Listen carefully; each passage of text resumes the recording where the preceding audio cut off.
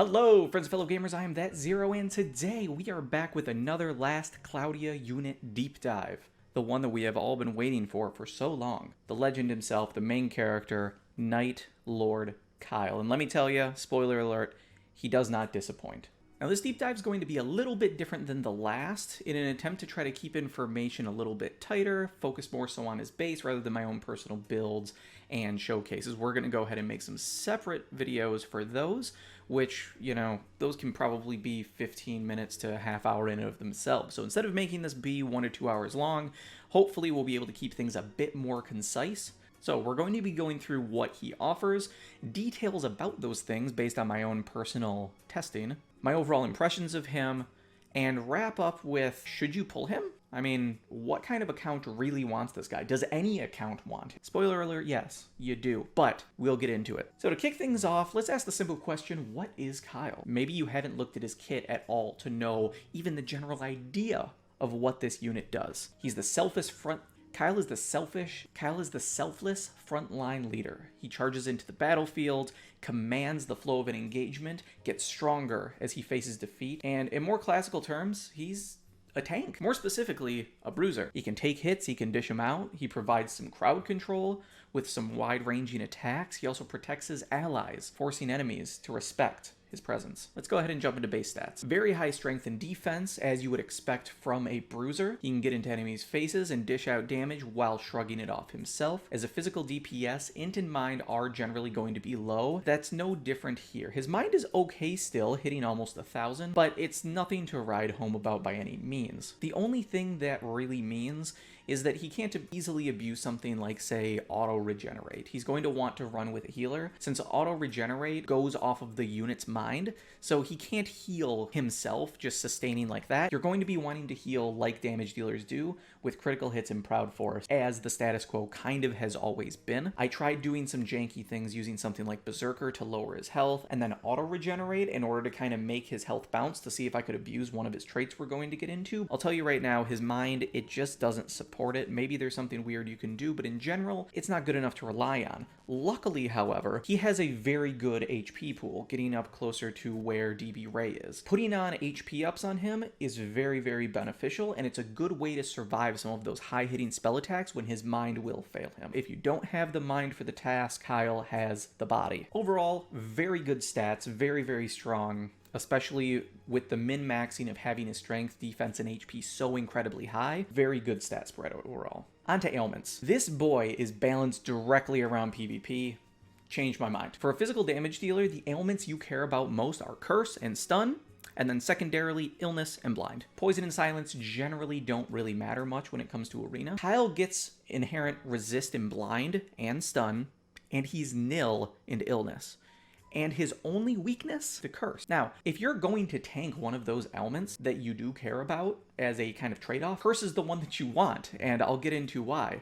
I'm sure anyone may have noticed there's two big trends in the arena meta right now. Barriers are very common, such as with this unit. We will get into why that's relevant, as well as Emtheria. The other thing is ailments. When we have units like V running around that have basically fast annul melt, which reduces all of your status ailments by 1, we need to basically be building +3 to all of the stats that we care about, and that's no easy task. It has gotten easier with this latest update, and Kyle can do pretty well with this. There's a new stance that you can buy in the arena store for, I think, 1,000 points. You should absolutely get it. It is called Paladin. As long as there is ailment abuse, where allies are getting cursed or stunned or silenced, whatever, you want this. It's so good. So the Paladin stance gives all party members a +1 to all ailments, except for Curse, making it in general very, very valuable. Normally, to get a single point up in any of those given ailments, it's going to cost you 4 or 5 SC, or require you to use some of your equipment slots in order to compensate. This automatically makes his blind be a +2, which, being kind of a secondary concern, and there's not much in the meta that works with blind, that's looking pretty great. I think +2 on blind, totally fine. We don't care about it that much. Illness just goes straight to +3 since he has automatic nil. Great. We give Holy Water to Kyle,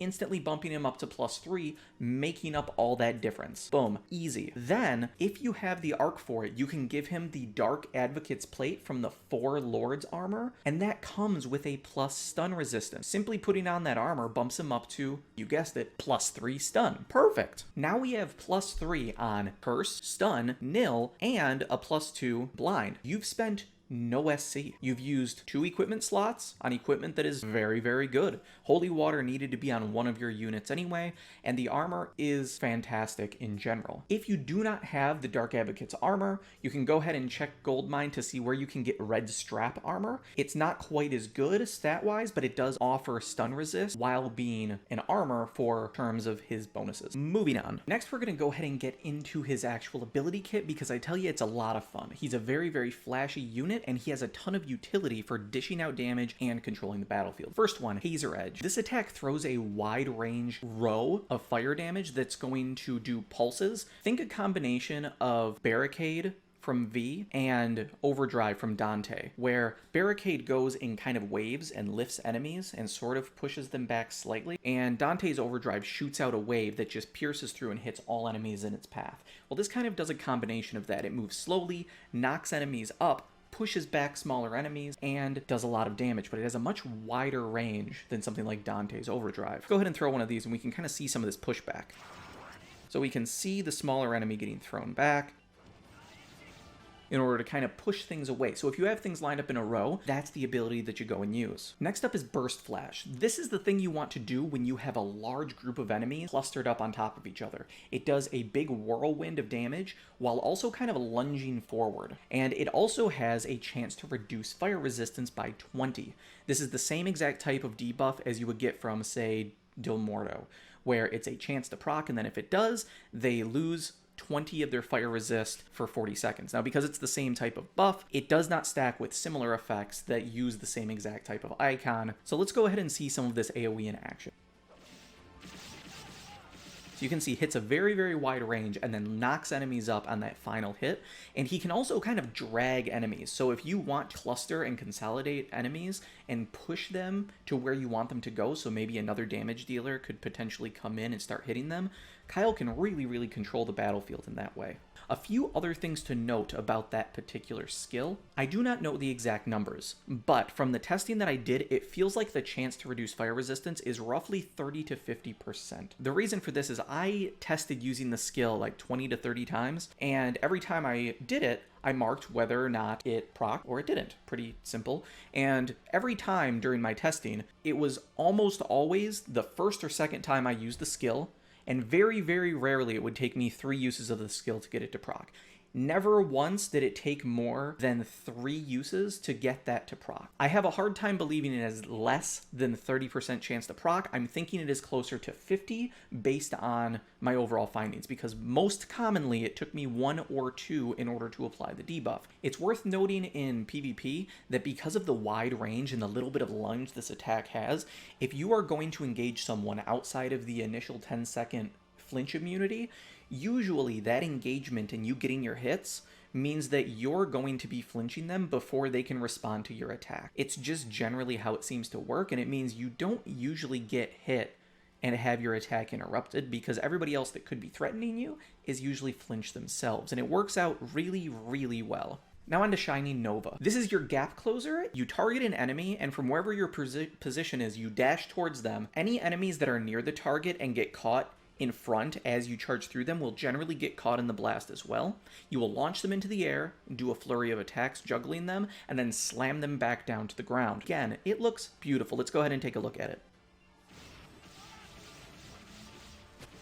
This attack is not only great for damage, but also you can use it to avoid targeted attacks, such as things in Arena that have a limited range. Because of the fact that it lets you hover up in the air that way, sometimes enemies that are going to be doing some high damage to you, they might just be isolated to the ground and their attacks could just simply whiff because you're up in the air dealing damage to their allies. It's also worth noting that the area of attack radius that you get while you're in the air is so large, you actually tend to do chip damage to anybody on the ground flow below you, so it's not completely wasted, whereas somebody like Nero, he throws up an enemy with an S1, wails on them while everybody down below is doing nothing, maybe ignoring him altogether, or just playing a game of chess until he actually slaps them down, shoots the ground with his little explosion. Here, you could just be flinching and doing some little bits of damage to people on the ground, which is really, really nice. I didn't expect that to be the case, but it's turned out to be quite good. Now, the main flaw that everybody's going to talk about with the skill is definitely a flaw, to say the least, and that's that this skill converts over to light if the enemy's resistance is lower than fire. While this obviously sucks, it's not quite as bad as people are going to make it out to be. People are comparing it to BB Shin, how his stuff gets converted over to dark and then he loses all of his fire bonuses. Yes, the problem with Shin is he does it for everything. This is only the S3. Remember what I said before, that all of these attacks tend to do roughly the same amount of damage. So if you're in a fight where they have more than a 20% difference, because like I said, Flash Burst has pretty good odds of lowering their resistance by 20%. Say they have 40 less than your fire. This attack will be doing significantly less. It will probably be about 20 to 25% as powerful as it normally should be, but that's okay. The reason for that is it takes longer to charge than your other skills anyway, which means the bulk of your damage is coming from Kaiser Edge and Flash Burst. This is just your gap closer and movement ability. If you are building Kyle to be on the front line, attracting enemies, grouping enemies, you're not going to be needing to zip around the battlefield often. It's going to be rare. So you don't even need to use the skill very much, and if you're conscientious about what you're fighting and you see it's not doing much damage, you just spam your S1 and your S2, and you're going to be still dishing out some big dick damage. So please don't let anybody tell you that he's trash because he converts to light. It's so minor, the amount of his kit that gets converted over to light and ruins him, that argument is laughable in my opinion. As a quick show of how he can kind of command the battlefield, I think what I want to do is dash to an enemy on one vertical side or another, and then you can use something like Kaiser Edge to just column up and hit everyone. So let's go ahead and use our S3 on this guy down in the corner. And then, with all of these enemies either coming towards us or in a straight line over towards our Gen in the corner there, we're going to go ahead and target the enemy furthest away so that you don't get any weird angles by targeting people really close to you. And then we can just start spamming Kaiser Edges. And they're just going to go all the way across, hitting the enemies around us as well, and knocking back the entire time. Now, his regular attack does 4 hits, which converts over to 8 when you have dual wield on. I would say his regular attack damage is definitely on the higher side. He's not quite Lilibet levels of broken as far as using Goddess Kiss to regenerate, but I have had cases where you can see he has a relatively small MP pool of only about 200, and this is with an Ark on. It's closer to about, I think, 180 normally. Well, that means that Sharp Eyes isn't consuming large numbers from him in order to keep it fueled, since it's percentage based, but when he actually gets his hits with his regular attacks, he's getting large chunks back. I have literally gone from 0 and gotten 200 on a hit to just fully regenerate again. It was likely on a crit, but regardless, it works quite well within his kit, and we'll get into some of his other abilities. Regular attacks in general can just simply be a solid build on him. In fact, I recommend it if you go on the tankier, bruisier side instead of trying to make him your main DPS, which he can also do. Go ahead and get a couple slashes in here. You can kind of see how he's just chewing through things. And his ultimate is Final Braver. This is very similar to what the original was, where it's a very, very flashy animation, and the damage is just kind of blah. Much better than the original, but overall, as far as units that can actually do significant ult damage, I think he kind of lies in sort of the mid to low tier. He's not Alice that can just completely rely on the ult to just destroy anything, but he's not completely useless like some units, like, say, Balin feels pretty rough with his ult. He's definitely higher than that, and the damage actually amps up with some of his passives as well. But let's go ahead and just see what this looks like. I rate it as okay. It only targets a single enemy, which is pretty rough. Enemy happens to not resist us that much. This isn't that crazy hard of content, I don't feel. It did okay damage. Not fantastic. It's fine. It's nothing to write home about. The actual negative here is what the S3 has, which is it does convert to light if their element is lower. I don't think ult damage is generally going to give you much in the ways of damage anyway. It is more of a negative on the ult because there are niche case scenarios where you want to be able to rely on your ult to be able to do things. So we're going to go ahead and Shiny Nova As one final note, if it wasn't obvious in the actual gameplay, all 3 of his skills have some form of knock-up or pushback type effect. Things like Sky High and Skylord work quite well on him as multiplier, so if you're not quite managing to hit damage cap on him, which he does generally do pretty easily, that is a quick, cheap way to be able to capitalize if you're going against smaller enemies. Obviously for bosses, it's not quite as good. Now onto his unique traits. These are the things that really make Kyle get juicy and make my life as making videos that give you all the information really goddamn hard.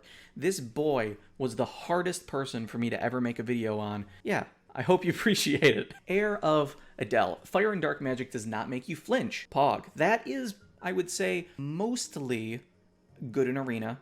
Because not only is Blizzard spam big, but people usually like also using things such as Dark Matter and Venomous Rainfall, maybe Poison Cloud, Meteor, Shower. All of those things can really mess you up, and he simply does not give a fuck. So that's great. I mean, really great. In PvE, there's select fights where you might be taking some poison damage. I think against Jlorg, for instance, there's Venomous Rainfalls that come in from the Dark Elemental, and that can really mess you up and stop some of your damage, make it harder to sustain with Proud Force, and he's just not going to care at all. So that is a nice little bonus. Now, to the other piece, whenever the unit or allies get low health, you gain a stack. These stacks give you plus 5% fire damage and plus 1,000 to his damage cap, limit of 10. So, on the high end, if you can manage to get there, say a fight drags on really long, everybody's getting weak, getting God healed up, you can end up with an extra plus 50% fire damage and a plus 10,000 damage cap. That's pretty good. I will tell you, just plain naturally, it's not that viable to hit. But that's okay, and we'll get into why. This is going to be a long segment in and of itself because there's a lot to unpack with this ability, and it's really great. So, first of all, facts about this trait. This occurs each time any unit's HP enters the 30% range of a health bar. This also does not appear to have a cooldown of any sort. If it does, it is astronomically low. This is important when I get to how you can abuse this. This stack persists through death and reviving. So if he happens to fall in combat and get revived, he's going to keep all of these stacks. But they do not carry between waves. This you are going to get the most benefit out of in a fight that's going to take you a while. So in the Jlorg fight, in the Pablo fight, basically any of these mega bosses, or we end up getting something like Bloody Palace from the DMC event where it's just a gauntlet of really long stuff, that's when this really comes in clutch and you can make him into an absolute house. If you're just clearing through waves, you're going to continue clearing through them anyway. It doesn't matter that it goes away every wave, even though it'd be nice if it stayed so you could set up on a really easy wave instead of having to do it on the wave that's actually going to be more challenging. So let's go through a few of the things that do and don't work. Soul Spark simply does not work, at least not outright. Soul Spark says that you incapacitate yourself to do a whole bunch of damage. When you incapacitate, you're never entering that range of 30% health bar. You are going from somewhere above there, and you are instantly dead. You are going to 0. 0 does not count as within the 30% range, okay? Because you're not alive. You're not barely dead, you are dead, so it doesn't work. But reviving into the 30% range does work. If you use something like the Wisdom Ring to revive to full health, you're never going to get a benefit. But if you use the Green Pendant in order to revive, if you use Decoy, any of those type of things that bring you back at 10%, 20%, 30%, whatever it might be, as long as you're coming back, your health wasn't in the 30% range, and then it becomes in the 30%, you will get a stack of this. Now, we're going to be getting into a barrier that he gives allies to keep them alive. Just to preface that a little bit, when we get to that, don't come back and think about using Soul Spark unless you're intentionally trying to revive and do something janky. He cannot save your unit from Soul Spark because it instantly incapacitates your unit. He prevents fatal damage. For any of you that play Magic the Gathering, think about his barrier is granting indestructible for a short time. Soul Spot has the effect of sacrificing the unit in order to get its effect, which gets around indestructibility. Cool? Cool. All right, I'll stop layering extra nerd stuff on for now. Next. Devotion on Diva Tink works quite well. She applies a big buff to one ally by reducing her health down to 1 HP, and also consuming all of her MP. While this technically works, it's usually only good for getting one stack, and it can't very easily be abused because, as opposed to some other supports or some other units, she doesn't have great ways that I've found to be able to get MP back. That kind of is a little bit rough, and it's hard to abuse because she just chews through all of her MP. So if maybe you're on 9 stacks and you're going to get up to 10, you could use Devotion on her to get that 10th stack and make him extra powerful with some of her passives. That could be a potential. But at the point of him hitting 10 stacks, he's not going to need more help. He's probably going to be capping even with that extra high cap, because the damage he starts doing is ridiculous as he gets these stacked. Another notable unit is Shift Zekis. He has his ability that he can reduce his HP down to 1 in order to regenerate 50% of his MP. This works great. I don't have him, though, to know how abusable this is. I can only imagine that you could probably play with it reasonably well, but any of you with him out there, please let me know and share with the class down below how you found Shift Zekis to actually work with him. Is he just good, like Tinkili, or is he much, much more abusable than that? My gut says he probably is, but I don't know how because I'm not familiar with him and was unable to test. Not too long ago, I released a different video illustrating one really clever trick you can do to really abuse these stacks. Unfortunately, it's not common to a lot of people. It's using a limited arc from the ReZero collab and a spell on it called Name Giving. I won't get into it. If you want to see it, you can go ahead and go watch it. It's very niche, the people that care. So I want to go through some of these other tools as well. I just wanted to call out that there is another source, so you can go check that out if some of these other things don't sound that appealing to you. Now on to the meatiest news of what really works with him. As I said before, there's no reset limiter that I have been able to find. That's not only time, but also health. You don't have to get back to full in order to trigger back down to 30%. You are either in the 30% range or you're out of it. Either you're dead, you're 31% or higher. Those are your modes. Anytime you shift modes and you go in to the 30% or anybody else does on your team, you get a stack. So if you're really good, you can do things like run Berserk to leech his own health, intentionally stop attacking for a second, get below 30%, and then Proud Force up. And then take a hit and Proud Force up. And take a hit and Proud Force back up. And you can gain these stacks really quickly if you get used to the proper method and mode with it. You're kind of teetering with death. There's a risk reward to it because when you're down in that 20-30%, he is stronger because some of his passives making him a bit bulkier and tankier as a bruiser, but you are risking death in some regard. So you want to make sure you have a healer that can really pick you up in a pinch if you need to, maybe have some revive or something else to that extent. You can also run things like Awaken on him. It's only going to work once per wave, but that first time you get down to 30%, you're going to heal right back up. So with Berserk, that's a really easy way to just get a free stack. Start raising up your damage so that your Proud Force can start doing more damage in order to more reliably heal you up as much as you need to. If anybody else happens to think of or experience some other ways that you could abuse this that works really well, other than just simply letting you take hits and then heal and things like that, you know, I'd like to know, because any sort of interesting creative ways around that is going to be really fun, and it's going to be the key to breaking open the DPS side of him. Like I said, there's a niche case of where you can already do it, but it's not accessible to a lot of people. So please let me know if you find anything that that really works. Next up, we have Nightlord. Battle start, HP cap plus 2,000. And an extra 1,000 on boss wave. So basically it's fast vitality, except it's not vitality, which means it stacks with vitality. Okay, so he gets beefier, especially in boss fights. Makes perfect sense. Takes hits better. Sweet. The other piece of this is when one of his allies would take lethal damage, he gives them a barrier equal to his HP and restores them back to 1 HP. In Arena, this feels really gross, because before, the methodology for Arena was usually kill their biggest threat, which is usually their casters, before they can start casting and flinching your allies. But, I mean, in general, it's just nuke things. It's just kill the biggest problem, and now your only choice, kind of, is to just nuke Kyle. If you go just focus over on one of the sorcerers, they're going to take damage, but instead of dying, they're going to get a shield equal to his health, and now you're basically having to kill Kyle anyway. So you are forced to deal with him. So he fills the classic case of what a tank should be in an RPG. A tank needs to do a couple of things, in my opinion, to be successful in any RPG. They need to be difficult to take down, and they need to command that they be respected or punish your foes simply for existing. Kyle does this hugely. If you do not deal with him, you are wasting a ton of damage trying to take down their other units.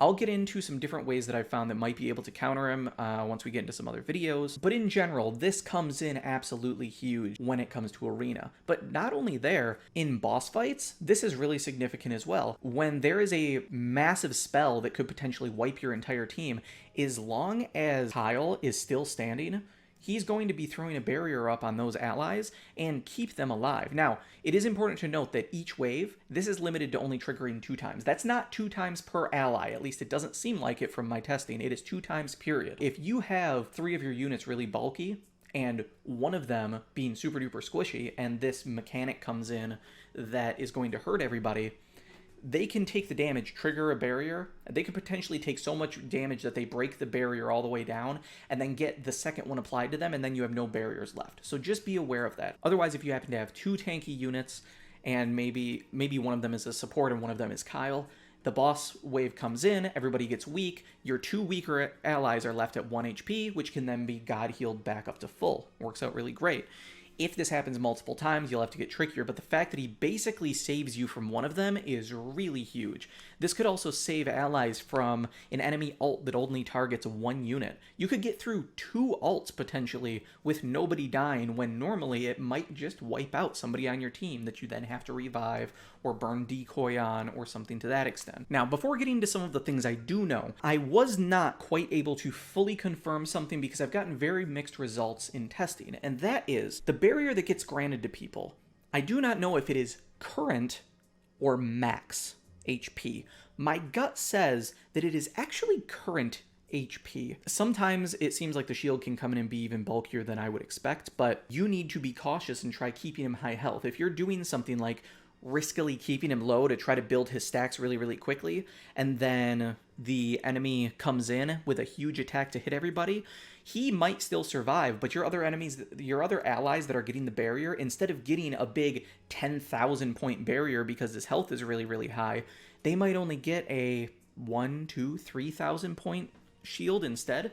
So just be aware. I don't know for sure if it's max HP or if it's something else, but I have had sometimes in testing where if it was max HP, the barrier should not have broken as quickly as it did, but I had other times where it seemed like it should have broken much quicker and then it seemed bulkier. So unfortunately, I'm not able to confirm it 100%, but just be aware of that. Now, another note about this barrier is a unique buff, which means this is not giving you standard barrier. It gives you all the effects of barrier. You're not going to flinch, you're not going to take damage until the overall damage allotment has been chewed through. But because it's his own, it means that it stacks with other barriers in the game, such as, I mentioned, Emtheria, giving you a barrier after she heals. That's a 1,000 point shield that stacks on top of this. Or the activated ability from the Skyship Ark that also will stack with this.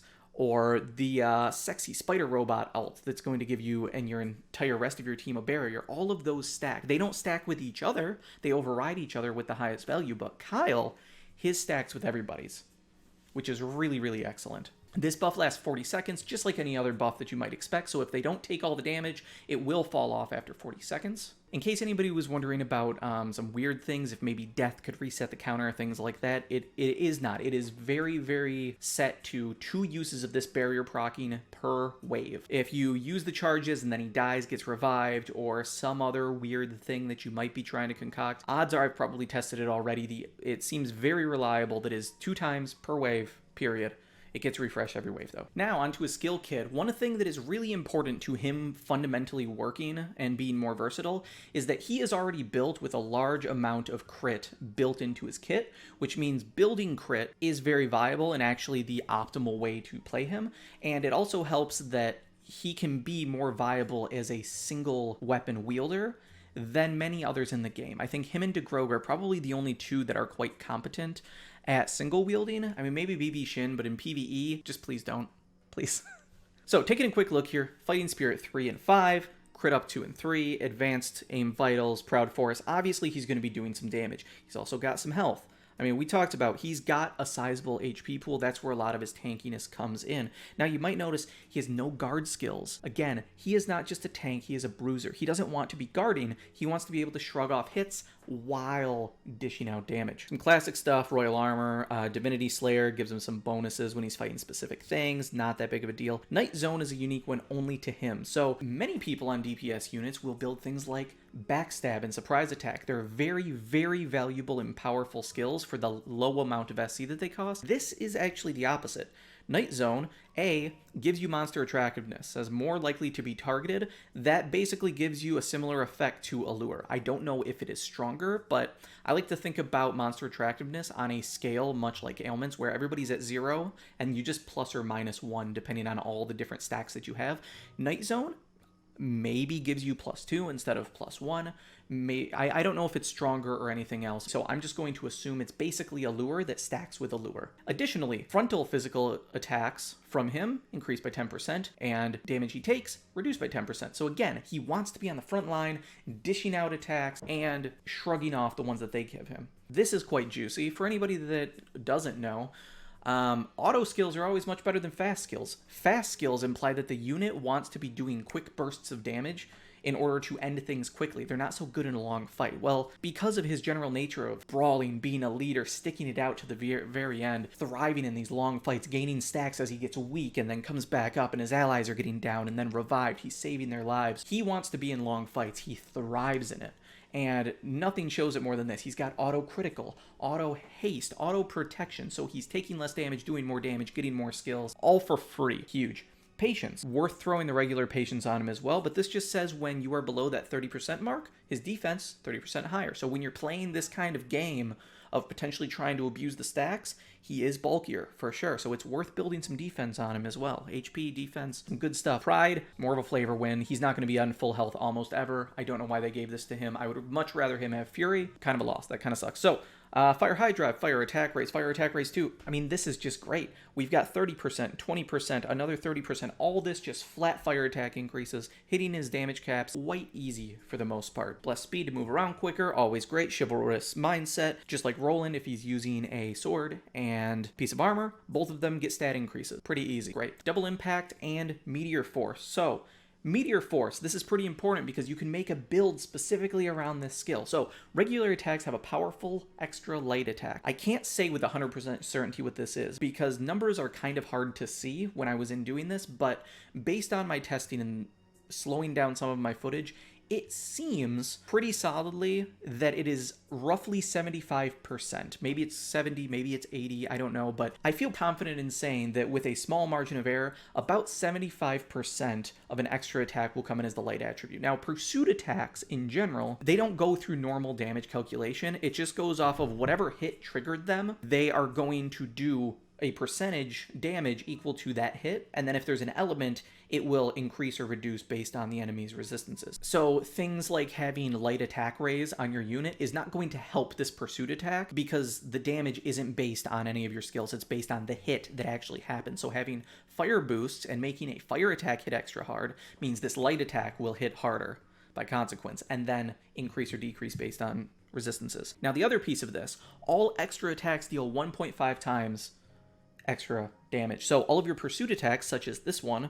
will do extra damage. So instead of doing 75%, it's actually doing 100% damage. You're getting equal attack damage out of this. Double impact, it's going to be even better. If you give him something such as Icy Guardian, the Ark Icy Guardian says all of your critical hits get an extra ice attribute pursuit attack. Well, that is equal to 40%, which means now instead of doing 40% extra damage, you get to do 60% extra damage. For anybody that doesn't know, pursuit attacks on physical attacks in general are really, really key because it helps you to break through the damage cap overall.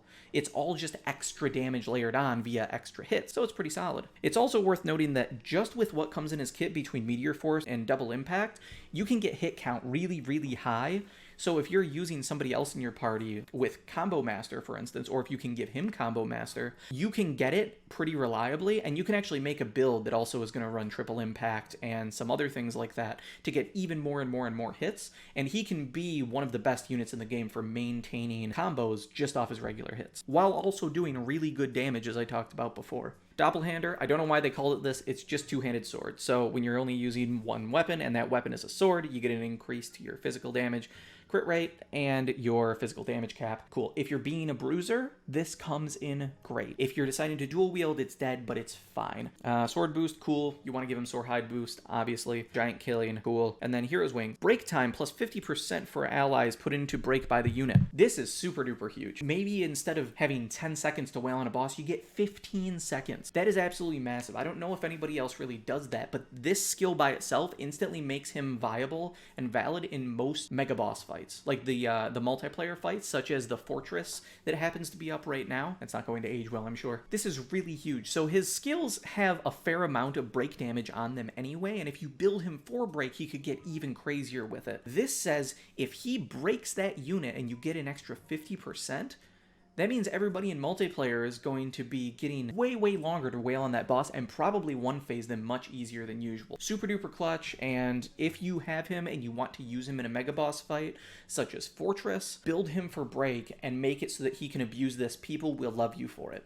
Now, I think before moving on to my general feelings on him in PvE and PvP, things like that, we need to talk about his UR Ark. This is the first time with this initial banner that there's actually been a rate up on a UR, so more and more people have actually pulled this Ark than past Arks have been. As you might expect, this is very likely his best in slot for most content and most builds. It elevates him to a very large extent. So if you have it, it is very, very good, but Kyle can stand on his own and he can be extremely potent without, so do not think he's a dead unit if you don't have his Ark. This Ark is very, very strong, but it's not necessary. So, first of all, what it does makes it so that when his HP drops low, he starts getting increased crit rate and damage. If we're playing with getting him stacks and he's teetering down in this lower range of damage, that's perfect. That's what we're looking for. Got automatic Brave, was not in his kit, which means now he always has Brave in addition to his other things. And then when he's in that 30%, it converts over to Grand Brave, making his attack even stronger. Sweet.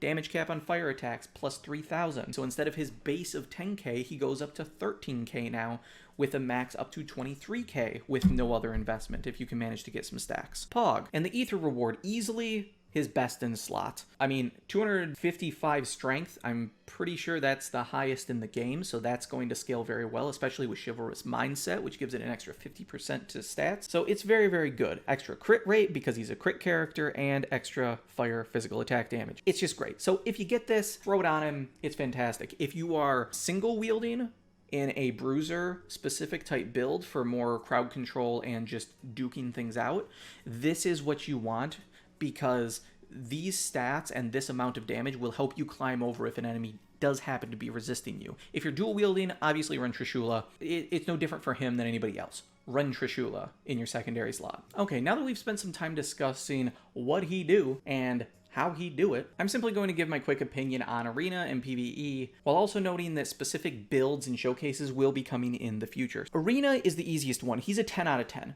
He is an absolute mountain of a unit, without a doubt. He is meta changing and arena molding, just like Emtheria was. Actually, probably to a greater extent. Emtheria probably still more egregious overall. He makes people rethink how the game is played. You cannot just dump damage into people and win. You need to focus damage appropriately. You need to use the right types of area damaging skills at the right time in order to take him out, or decide if you want to force barriers to get burnt, or just kill him outright so that he can't get his effects. But then those are going to be coming in when he gets revived later, so you're still going to have to deal with it. There's different layers now that you have to deal with. He's very, very hard to contend with. He takes hits very well while still dishing out some insane damage. Like I said before, his ailment spread is perfectly balanced for PvP. He is an absolute powerhouse of a unit. I cannot express it enough. I like Kyle a lot. He's really gross. PvE. He's a very easy unit to build, at least to just generally be good, much like Nero. His base kit has so incredibly much value in it. I mean, he's stacked. We saw all of the auto skills, all of the attack raises to fire damage. For new players, if this is your starting Pokemon, just coming in, he is easily a carry. You don't even need dual wield because of how well he is built. You can just give him a decent sword, a fair piece of armor, and he's going to carry you through content really, really well. He's going to survive, he's going to be dishing out damage, he's going to do very good. And then when you eventually get dual wield, you could upgrade him to just be pure DPS and dump on people. Now, in my core testing, I found that to the extent of dual wield or single wield being good, we need to remember that when he's single wielding, he gets extra crit rate for consistency, he gets extra crit cap, and he also gets Meteor Force coming in and Double Impact coming in to do extra damage as well. And with all of those things combined, I actually found that where dual wield, when you're hitting damage caps consistently, you're doing just flat 50% more damage. It's that good. Well, with Kyle's case though, also can hit damage cap very easily, which you would expect, of course, except because of all these other factors coming in, the extra damage cap, the pursuit attacks that are getting extra multipliers, things like that, he only actually does about 10 to 20% less damage when he's at 0 stacks of his perk. So if he's just going through clearing waves relatively quick, and say you add the UR Ark, so he's at 1300 overall, he's going to still be doing really, really good damage, and it's not going to be that noticeable. If you are min-maxing him and optimizing him to do the biggest damage possible, you need dual wield. Because if you can get up to 10 stacks of air, he runs away with damage wildly. For the first few stacks, he does quite well with single wield, and he still will feel really good. If you have another elemental DPS that you want to run Trishula on, cool, make him a bruiser. He's still going to be doing good damage with single wield, like solid damage, unless they have like 80 to 100% reduction. But I found that if they had even 50 or less in fire resistance, with all of his multipliers and crit and everything, he can still hit damage cap usually, unless they're also stacking other things like tons and tons of defense. So much like DeGrogue, he is very, very viable, and even better, I would say, than DeGrogue at single wield. But like DeGrogue, if you build him into dual wield, it is the highest potential for overall damage, and if you can abuse his stacks with some sort of creative strategy, such as name giving, or if you can make the dance of Berserk and Proud Force work in your favor, you will be doing probably the most damage in the game. Like, no lie, he is probably the highest reliable damage in the game. I mean, his numbers get up comparable to when you burst mode with Rem and you go in and just spike damage, except hers lasts for 40 seconds. His damage cap is even higher, and he just gets it permanently. So once you build it up, he could just be doing 20k, 25k, every single non-crit for the rest of the 10-minute fight maybe. It is bonkers the amount of damage this guy puts out. I will have showcase videos for it, but if you want to just go see one, go to Tweaks. He's our in-house PvE god. I was already doing that stuff. I'm nowhere near as good as Tweaks. I don't have his account. I don't have all the crazy shit he does. Kyle's that good. I was able to sub 2-minute Pablo because he's just stupid damage. It's really dumb. I'll not emphasize that enough. I would say I gave him a 10 out of 10 in Arena. I would say he is a solid 9 in PvE. He is a great starter for any new player, but he's got a lot of depth that can be abused as you learn more about the game, or if you're a veteran, or if you just have an account that has so many arcs and skills available to you that you can play and theory craft with. He's a very interesting and deep character, even though on the surface, he's very good. So he has a high skill floor, but he also has an even higher ceiling, which is what I absolutely love in character design. It's so, so good. Great for new players, even better for experienced players that know what the fuck they're doing. It's fantastic. But while I give him a 9 in general in PvE, if he is perfectly optimized, he is a flat out 10 out of 10. I was not kidding when I say I think he is the highest damage in the game when you can abuse his passives appropriately. When perfectly optimized, I think he is a 10 out of 10 unit. Now, should you pull this unit? I would say for most people, the answer is probably yes. Are you a new player? Are you somebody that is lacking in a main carry? Perhaps you started a new account and you just wanted Emtheria. So you have Emtheria, but you're using some lower tier, maybe A or B tier DPS units that are just kind of good enough. Maybe you're using Celios, who's very, very good, or Thunderbolt Sevia. They're good units, but they're not that amazing or great. Maybe you're using BB Shin because bleh, you don't have any other choices. BB Shin early on is good until content actually gets hard, at which case he falls off and sucks a lot. Maybe you don't have a main carry yet. Maybe you're kind of lacking in a little bit of support and you are dying a lot. Maybe you haven't actually pulled a support yet, so you don't have a good person to reliably be healing your teammates with. Well, I think Kyle fits with you very well. He could become your main carry if you wanted to, or he could just be there to help support, dish out good damage, be your secondary DPS, and then with his passive, just keep your allies alive long enough to stay in the fight and keep doing damage long enough to clear content quicker. If you're an experienced player and you already have things built out to do the most damage possible, maybe he's not quite as tempting, unless you like Arena. If you're a fan of Arena and you want to get into it, get this boy. He's no joke super top tier. He's really, really an elite unit. He is perfectly built and will thrive in Arena. If you don't care about it, though, then maybe not. You like Arena, try going for Kyle. He's legit. Kyle is not bad on any account. He's much like Theria, where you can just throw him into a team, and even if he doesn't have Trishula and the enemies are 80% resistant to fire, he's still going to be doing a good job. Because of the versatility of his skill kit, he can dash to one side of the map, drag enemies into a group, he could sit on another side of them, knock them up in order to queue up for sky-high abilities on a different DPS unit, or backstabs on another DPS unit. He is a very, very good team player. He can draw aggro, he can force aggro by just simply moving people around the battlefield, and it really, really helps for other people to be able to abuse their kits appropriately. One of the things that I've heard a bit is the question of, oh, hey, if I already have Dante, do I want Kyle? It sounds like they're basically the same unit, or maybe Kyle's just a slightly better version, so maybe if I get Kyle,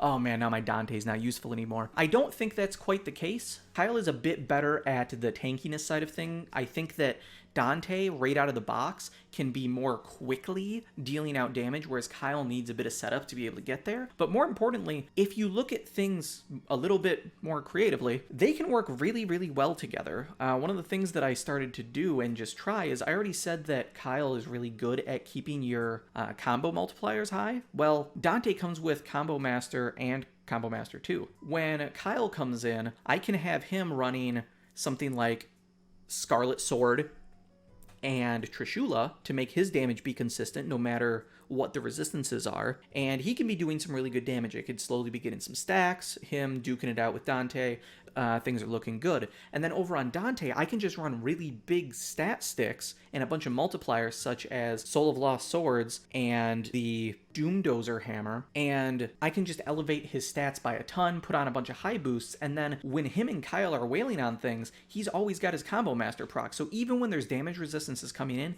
his damage is so incredibly high that it just doesn't matter. He's still hitting that really, really high cap with all of his non-crits most of the time. Like I said, unless people are 75, 80% plus on their resistances, they're still doing really, really good damage.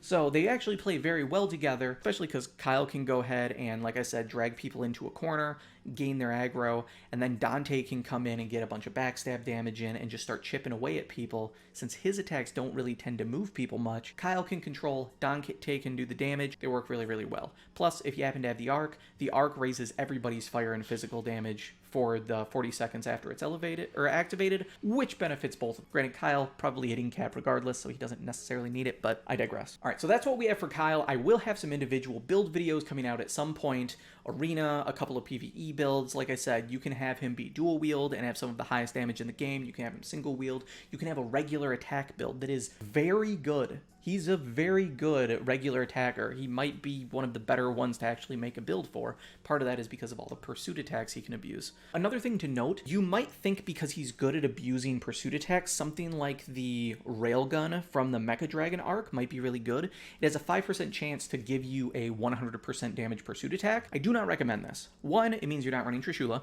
And two, he doesn't get a full benefit from it because pursuit attacks, they also cap out at the same exact damage cap as the initial hit. So if you're hitting your damage cap of, say, 20,000, that pursuit attack comes in at 100%, hits 20,000, and then says, oh, hey, let's do an extra 50% damage. Never mind, damage ceiling. So you don't get to abuse it. If it was, say, 100% chance to do 5% damage, okay, now we're doing 7.5% damage instead, and that's could actually be a sizable increase, at least to the ceiling on your damage. So don't try to use something like that. It doesn't matter much. It's just okay, which that same logic is the reason I'm very disappointed with his boots, or no, his gauntlets. His gauntlets, I heard the rate is exactly the same as Railgun, 5% chance to do 100% extra damage.